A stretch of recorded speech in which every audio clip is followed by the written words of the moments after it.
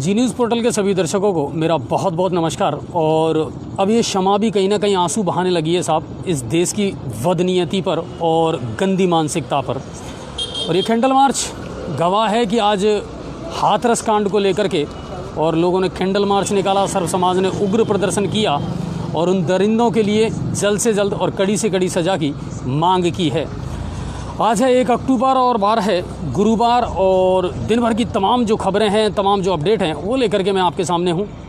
कल गांधी जयंती है, यानी साबरमती के संत की जयंती समारोह, और कहीं ना कहीं शायद उनकी आत्मा भी अब आंसू बहाती होगी कि जिस तरह की घटनाएं, जिस तरह के रोज़ के समाचार हमारे पास में आ रहे हैं, ना उनकी सत्य कहीं नज़र आ रहा है और ना उनकी अहिंसा कहीं देखने को मिल रही है।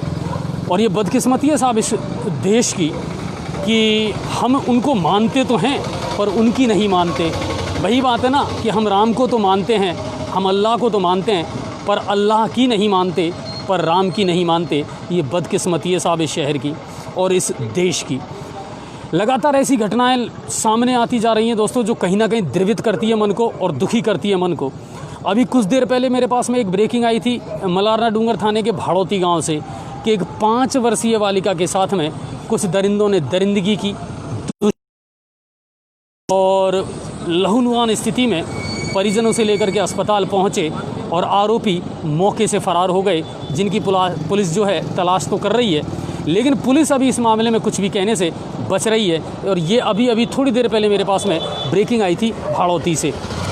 आज की अगर तमाम अपडेट की मैं बात करूं साहब, तो आपको दिन भर से जिस चीज़ का इंतज़ार था, लगातार हमारे पास भी बहुत सारे फ़ोन आए थे कि साहब नई गाइडलाइन क्या होगी, कल से मार्केट की पोजीशन क्या रहने वाली है, क्या कुछ होने वाला है। तो हमने अपनी सामाजिक जिम्मेदारी को निभाते हुए सबसे पहले आप ही लोगों को लाइव दिखाया था जी न्यूज़ पोर्टल ने कि क्या कुछ कल से बदलने वाला है। देखिए, कल MHO से MOH से गाइडलाइन आई और उसके बाद में जब आज मीटिंग हुई और जिला कलेक्टर नन्नू कुमार पहाड़िया ने मीटिंग करने के बाद में जब शाम को एडवाइजरी जारी की, तो उसके मुताबिक अब कल से 8 बजे से लेकर के और शाम 7 बजे तक मार्केट खुला रहेगा। और इसके संकेत हमने आपको कल ही दे दिए थे अपनी खबरों में कि ये होने वाला है। और दूसरी बात कि अब तक जो पूर्ण लॉकडाउन रविवार को हुआ करता था, वो अब मंगलवार को हुआ करेगा, यानी आपके जितने भी प्रतिष्ठान हैं अब वो मंगलवार को बंद रहा करेंगे, बाकी अदर डे खुले रहेंगे। और आपको थोड़ी सी लिबर्टी और मिली है कि अब 2 घंटे अतिरिक्त जो समय है वो बढ़ा दिया गया है। देखिए, शायद प्रशासन तो कहीं ना कहीं अपनी जिम्मेदारियां निभा रहा है, लेकिन अब बारी लोगों की जिम्मेदारी निभाने की है साहब।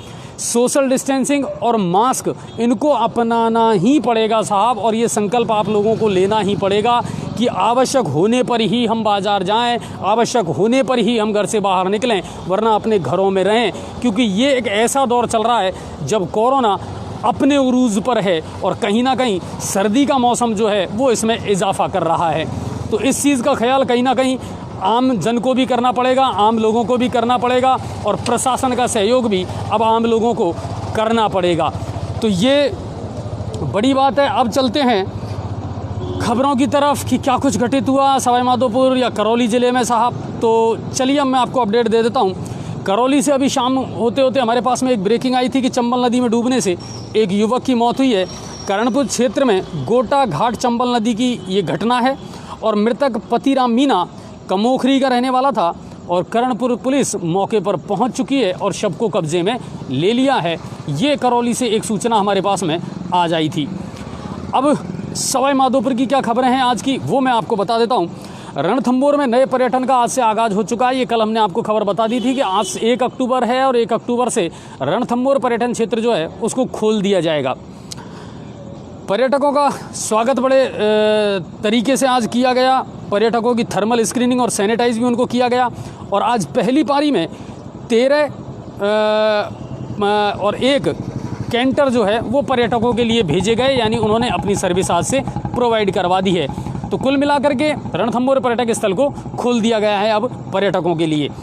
अगली खबर आई है कि कुंडेरा रेंज के श्यामपुरा में टाइगर की मूवमेंट देखने को मिली है। दरअसल श्यामपुरा गांव में तिल्ली के खेत में जब महिलाएं सुबह तिल्ली काटने गई तो उन्हें टाइगर नज़र आया। वो वहां से भाग करके गांव पहुंची और गांव वालों को इस बारे में सूचना दी। गांव वालों ने कुंडेरा रेंज के अधिकारियों को इस बारे में सूचना दी और कुंडेरा रेंज के अधिकारी मौके पर पहुंचे और उन्होंने हाल फिलहाल तो टाइगर को वहाँ से भगाने में तो कामयाबी हासिल कर ली है, लेकिन कहीं ना कहीं उसको पकड़ने के प्रयास भी अब किए जाएंगे। ये वहाँ से खबर आई थी। अब बढ़ते हैं गंगापुर सिटी की तरफ कि गंगापुर सिटी और उसके आसपास क्राइम में या अदर स्टोरीज़ में क्या कुछ घटित हुआ है। तो आज थाना कोतवाली को बहुत बड़ी सफलता मिली है, और सफलता किस चीज़ में मिली है कि ट्रैक्टर चोर गिरोह का पर्दाफाश किया गंगापुर सिटी पुलिस ने। जी हाँ, दरअसल पुलिस को आज सुबह कोटा कंट्रोल रूम से एक सूचना मिली थी कि इटावा से एक ट्रैक्टर चुराया गया था, और उसकी लोकेशन ये बता रही थी कि वो लोग सवाई माधोपुर ज़िले में गंगापुर सिटी की तरफ आए हैं। जब पुलिस को इस बारे में सूचना मिली तो थाना अधिकारी दिग्विजय सिंह ने अपनी टीम का गठन किया, और टीम गठन करने के बाद में नाकाबंदी करवाई गई और सरगर्मी से इस मामले की तहकीकात करना शुरू किया। पुलिस को सफलता जब मिली जब गंगा जी की कोठी के पास में इन लोगों को धर दबोचा गया, और जो इटावा से चोरी किया गया था ट्रैक्टर उसको भी पुलिस ने जब्त कर लिया, और उसके साथ साथ 6 आरोपियों को भी पुलिस ने गिरफ्तार किया है। इनमें से 3 यूपी के रहने वाले, 2 कोटा के इटावा के रहने वाले और 1 व्यक्ति नांदोती का रहने वाला है। यूपी के जो 3 लोग पकड़े गए हैं वो चोरी के इन ट्रैक्टरों को खरीदने का काम करते थे, जबकि इटावा के जो 2 लोग हैं और 1 नांदोती का है, ये ट्रैक्टरों को चुराने का काम करते थे। पुलिस को आज इसमें बहुत बड़ी सफलता मिली है, और उन्होंने 1 से अधिक यानी लगभग 4 से ज़्यादा ट्रैक्टर चुराने की बात भी कबूल की है। वहीं यूपी के लोगों से 1,10,000 रुपये की नगद राशि भी बरामद की है पुलिस ने। इस बारे में इटावा पुलिस को सूचना दे दी गई है और आरोपियों को उनके हवाले कर दिया गया है। तो एक बड़े ट्रैक्टर चोर गिरोह का आज थाना कोतवाली गंगापुर सिटी ने पर्दाफाश किया है, तो इसके लिए बहुत बहुत धन्यवाद और पूरी टीम को बधाई। अब बढ़ते हैं अगली खबर की तरफ। वार्ड 45 सैनी कॉलोनी, आपको अच्छी तरीके से याद होगा कि रास्ते की मांग को लेकर के उन लोगों ने ज्ञापन दिया था, और उनको ये आश्वासन मिला था प्रशासन के द्वारा कि आपको बहुत जल्दी रास्ता दे दिया जाएगा। लगातार आश्वासनों का दौर चलता रहा साहब। बीच में फिर एसडीएम साहब कोरोना पॉजिटिव हो गए, तो वो लोग थोड़े से शांत हो गए कि देखते हैं क्या कुछ इसमें प्रोग्रेस होती है। लेकिन जब एसडीएम साहब वापस ड्यूटी पर आ गए हैं, उन्होंने ड्यूटी ज्वाइन कर ली है, तो उन्होंने एसडीएम साहब से मुलाकात की और उनसे इस समस्या को फिर से बताया।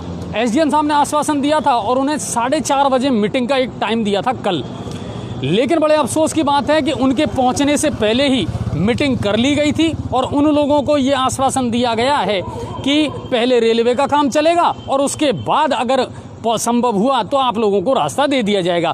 कुल मिलाकर के ये है कि जिस उम्मीद पर वो लोग बैठे थे वो उम्मीद कहीं ना कहीं अब धूमिल होती नज़र आ रही है, और लोगों में अब आक्रोश बढ़ रहा है। सैनी कॉलोनी के लोगों में उनका कहना था कि हमें यह आश्वासन दिया गया था और बरसों से जो हमारा रास्ता है उसको तो कर दिया है बंद, और अब हमसे कहा जा रहा है कि अगर संभव हुआ तो रास्ता दे दिया जाएगा।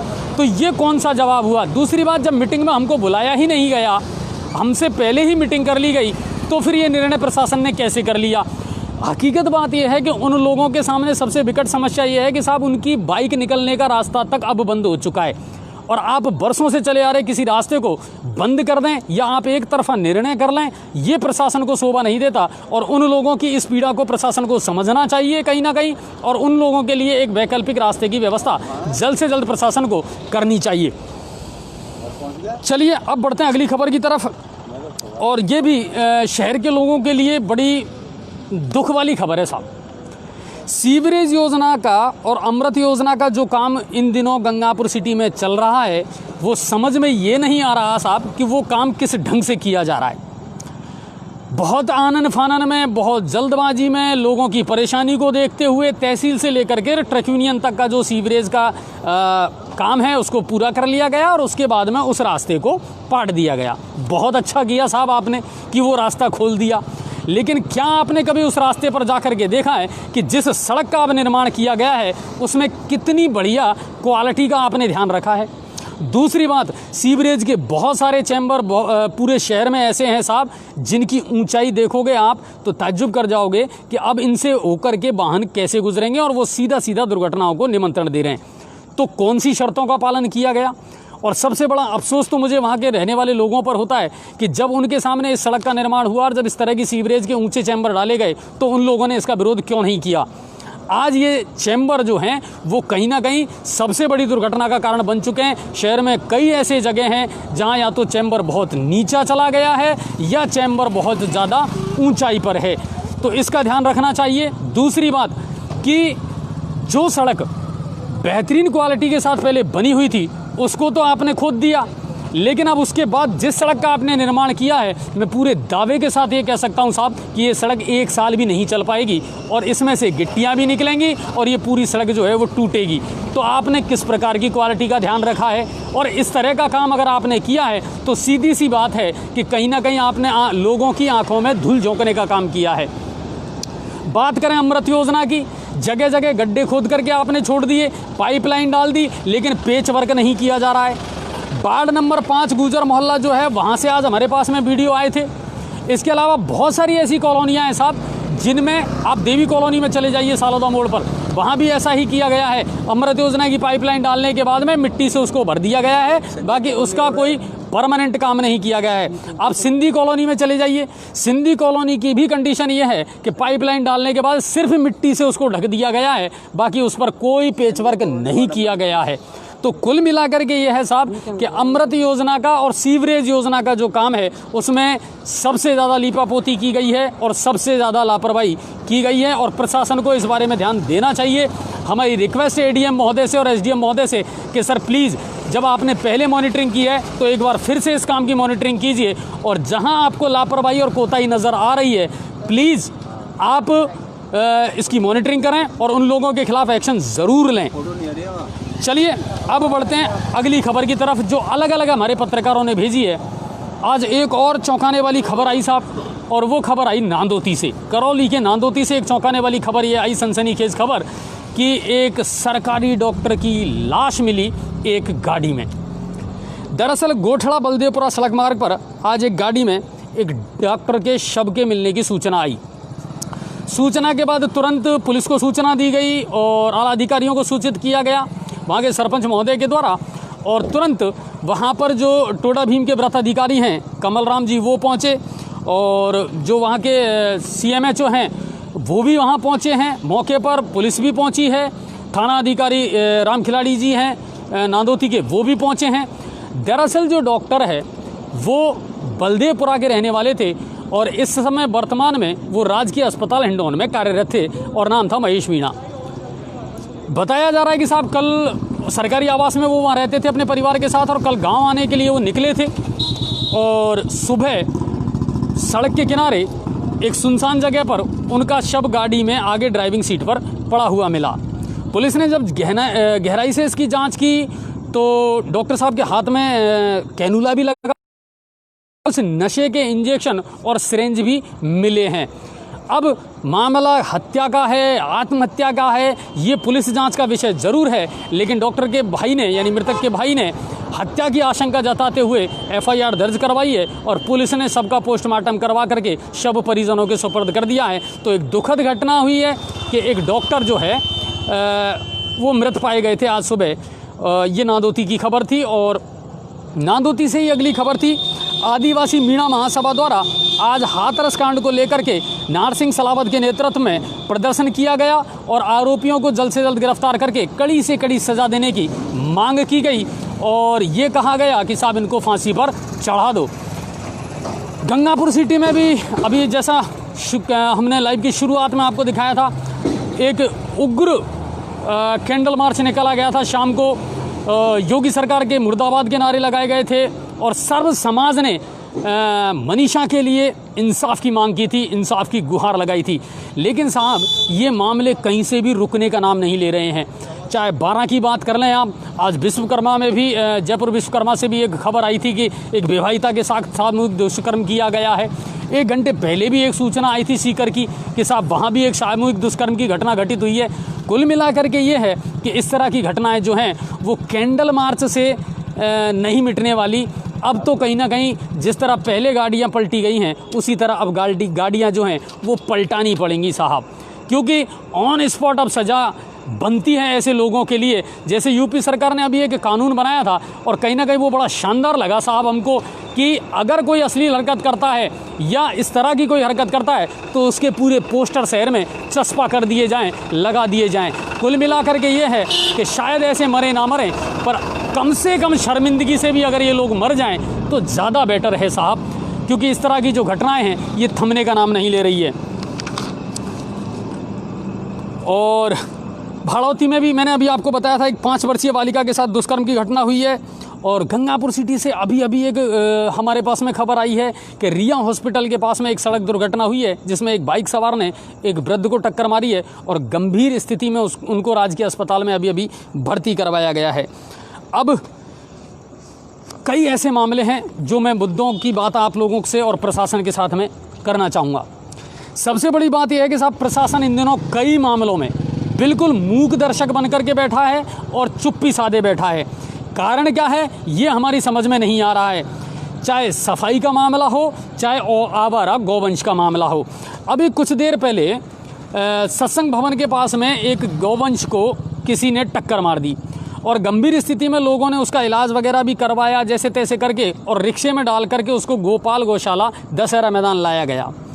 आप ताज्जुब करेंगे कि दशहरा मैदान पर जो गौशाला है वहाँ जो संचालक हैं उन्होंने मना कर दिया उसको लेने से। उनका कहना था कि हमारे यहाँ ऐसी कोई व्यवस्था नहीं है और हम इनको नहीं लेना चाहते। उन्होंने मुझे फ़ोन किया, उसके बाद मैं वहाँ पहुँचा और मैंने आयुक्त साहब से भी बात की और उन्होंने कहा कि बिल्कुल आपने अगर ट्रीटमेंट करवा दिया है तो आप इसे अंदर रख सकते हैं। कुल मिलाकर के ये है साहब कि ये स्थिति कब तक बनी रहेगी और ये शहर अपनी बदकिस्मती पर कब तक आंसू बहाता रहेगा। आपने किसी भी चीज़ में सुकून नहीं दिया। रोड लाइटों की आप बात कर लें तो एक भी कॉलोनी ऐसी नहीं है जहाँ कंप्लीट रोड लाइट जल रही हो। अच्छा, सिस्टम ऐसा बन गया साहब गंगापुर में कि आज एक एरिया की रोड लाइट जल रही है तो वो कल बंद होकर के और कल दूसरे एरिया की रोड लाइट जलेगी। कुल मिलाकर के ये है कि बहुत सारे ऐसे मामले हैं साहब जिनमें प्रशासन बिल्कुल मूक दर्शक बन करके बैठा है, क्योंकि हर जगह अब सिर्फ एक ही चीज़ नज़र आ रही है और वो है कोरोना। कोरोना के केस आप रोक नहीं पा रहे। आज भी 7 पॉजिटिव केस आए हैं साहब। अब कुल मिलाकर के ये है, आपने मार्केट का टाइम भी एक्सटेंड कर दिया, आपने मंगलवार का जो व्यापारियों की मांग थी उसको भी आपने कर दिया कि साहब चलो मंगलवार को हम लॉकडाउन रखेंगे। सोशल डिस्टेंसिंग कैसे करवाएंगे जनाब मार्केट में, ये सबसे बड़ा मुद्दा है। शहर में अतिक्रमण विकराल रूप लेता जा रहा है। जहाँ पहले कभी ठेले नज़र नहीं आते थे ना साहब, आजकल वहाँ भी ठेले नज़र आते हैं। घास मंडी वाले एरिया में आप चले जाएँ साहब, मोटरसाइकिल नहीं निकल सकती, ये हालात हैं पूरे घास मंडी वाले एरिया में। जब आप घास मंडी से और ट्रक यूनियन की तरफ जाते हैं, दोनों साइड बिल्कुल ठेले लगे हुए हैं, सब फल फ्रूट और सब्जियां वहीं बेच रहे हैं और बिल्कुल आम आदमी के लिए रास्ता नहीं बचा है। किसी भी हिस्से में आप चले जाइए, ठेलों की तादाद दिन ब दिन बढ़ती जा रही है और फिर आप कह रहे हैं कि साहब सोशल डिस्टेंसिंग अपनाएं। नो मास्क नो एंट्री बिल्कुल आपने शुरू कर दिया, बहुत अच्छी बात है और होना भी चाहिए, लेकिन इसमें जनता का सहयोग ज़रूरी है। ये निश्चित मानिए आप सर, आप वाहनों को लेकर के बाज़ार में ना जाएं, ये मेरी रिक्वेस्ट है आप लोगों से। और व्यापारी भाइयों से भी मेरा यही कहना है कि प्लीज़ आप भी ये कोशिश करें कि दिन में अपना सामान ना मंगवाएं। आप सुबह और शाम अर्ली इन द मॉर्निंग यानी 8 से 10 बजे तक का जो 2 घंटे का टाइम है, या तो उसमें आप अपना सामान मंगवाएं, या शाम का जो टाइम है, अब तो 7 बजे तक कर दिया साहब, तो 5 से 7 के टाइम में भी आप ट्रांसपोर्ट वाला जो अपना सामान है वो मंगवा सकते हैं। दिन में जब ठेलों से रिक्शों से सामान पहुंचता है तो बहुत ज़्यादा ट्रैफिक जाम होता है, लोग मास्क का प्रयोग नहीं कर रहे हैं अभी तक। तो इन चीज़ों को आपको अपनाना पड़ेगा और कहीं ना कहीं प्रशासन का इसमें सहयोग करना पड़ेगा। लेकिन प्रशासन से भी हमारा निवेदन ये है साहब कि कहीं ना कहीं मौजूदा स्थिति में हालातों को देखते हुए अच्छे कदम उठाएं, अच्छे निर्णय लें और कम से कम लोगों को बिजली, पानी और सड़क, इन चीज़ों की जो सुविधाएं हैं ना वो तो मुहैया करवा दें साहब। गंदे पानी की सप्लाई अभी तक बंद नहीं हुई है, ये मैं आपको बता दूं। लोग त्राही कर रहे हैं, अभी तक सब जगह पीने का पानी नहीं पहुंच पाया है। अमृत योजना वाले अपना रोजना रोते हैं, सीवरेज वाले अपना रोजना रो रहे हैं और इनके चक्कर में आम जनता पिस रही है। तो बहुत सारे ऐसे मुद्दे हैं जो अंदर ही अंदर आदमी को कचोट रहे हैं साहब, और अब इन पर प्रशासन को ध्यान देना पड़ेगा। कुल मिलाकर के ये है कि ये शहर जो है अब इस समय ऐसी स्थिति में है कि ना उगलते बन रहा है और ना निगलते बन रहा है। चलिए, तो ये आज की तमाम अपडेट थी, इसके अलावा और कोई खबर हमारे पास में नहीं थी। टोटल खबर हमने आपको बता दी है और कल से जो गाइडलाइन है उसको मैं एक बार फिर रिपीट कर देता हूँ कि सारी चीज़ें यथावत रहेंगी। बस 2 चीज़ें बहुत अच्छी हुई हैं, एक तो टाइम जो है वो बढ़ा दिया गया है, अब आप मार्केट 8 बजे से 7 बजे तक खोल सकते हैं, और दूसरा कि अब मंगलवार को पूर्ण लॉकडाउन रहेगा। बाकी अगर आपको पूरी डिटेल पढ़नी है तो आप जी न्यूज़ पोर्टल के पेज पर जाएं, वहाँ हमने जिला कलेक्टर महोदय के आदेश की जो कॉपी है वो हमने डाल दी है। और एक बात और मैं आपको बता दूं साथियों, बहुत सारी खबरें ऐसी हैं जो शायद आप अनछुए पहलू में, हमारे लिए सभी को संकलित करना तो आसान नहीं है, लेकिन आपके लिए ज़रूरी जो खबरें हैं वो आप हमारे पेज पर जाकर के देख सकते हैं। हमारे पेज का विज़िट ज़रूर करें, वहाँ आपको तमाम खबरें विस्तार के साथ मिलेंगी। खबरों को ज़्यादा से ज़्यादा शेयर करें सर। अगर आप खबरों को शेयर नहीं करेंगे तो हमारी मुहिम जो है वो कहीं ना कहीं रुक जाएगी, थम जाएगी, उसमें ब्रेक लग जाएगा। तो आप हमारा बिल्कुल जी जान से साथ दीजिए और यकीन मानिए गंगापुर सिटी पोर्टल हर आम आदमी के मुद्दे को उठाने के लिए तत्पर है, बशर्ते कि लोगों का सहयोग भी लगातार मिलता रहे और कहीं ना कहीं लोगों को भी जागरूक होना पड़ेगा अपने अधिकारों के लिए। और जब कहते हैं कि साहब सरकार गूंगी और बहरी हो जाए तो कानों में नगाड़े बजाना बहुत ज़रूरी हो जाता है। तो ये तमाम आज के दिन भर की खबरें थी, अपडेट थी। कल फिर मिलेंगे नई अपडेट के साथ में। कल गांधी जयंती है, लेकिन सरकार की गाइडलाइन के मुताबिक सिर्फ पुष्पांजलि अर्पित की जा सकती है, बाकी कोई भी बड़ा आयोजन नहीं किया जा सकता। और जाते जाते इतना ही कहूँगा, दे दी हमें आज़ादी बिना खड़ी के बिना ढाल, और साबरमती के संत तूने कर दिया कमाल। यानी वो आदमी जो सिर्फ एक लाठी और एक लंगोटी से जिसने हिंदुस्तान से अंग्रेज़ों को दफ़ा कर दिया। तो क्या आज हम इस टेक्नोलॉजी के ज़माने में बहुत सारी ऐसी मानसिकताएं हैं, बहुत सारी ऐसी बीमारियां हैं, बहुत सारे ऐसे पाप हैं और बहुत सारे ऐसे दुष्ट दानव हैं जिनको हम चाहें तो दफ़ा कर सकते हैं। बहुत बहुत धन्यवाद आप सभी का, बहुत बहुत शुक्रिया। और केबीसी इन दिनों चल रहा है कौन बनेगा करोड़पति, उसका भी लुत्फ़ उठाएं। साथ ही साथ IPL के मैचों का आनंद आप ज़रूर ले रहे होंगे, लेकिन बिना दर्शकों के थोड़ा सा आनंद कमज़ोर है। लेकिन देखिए साहब कि खुशियाँ ढूंढनी पड़ती हैं हमको कहीं ना कहीं से, तो अपनी खुशियाँ ढूंढते रहें, खुश रहें और मेडिकल एडवाइजरी का पालन ज़रूर करें सर। और मास्क को अपने जीवन का अहम हिस्सा बना लें, क्योंकि जब तक वैक्सीन नहीं आ जाती तब तक तो कम से कम यही हमारे लिए वैक्सीन का काम करेगा। बहुत बहुत धन्यवाद। जय हिंद और जय भारत।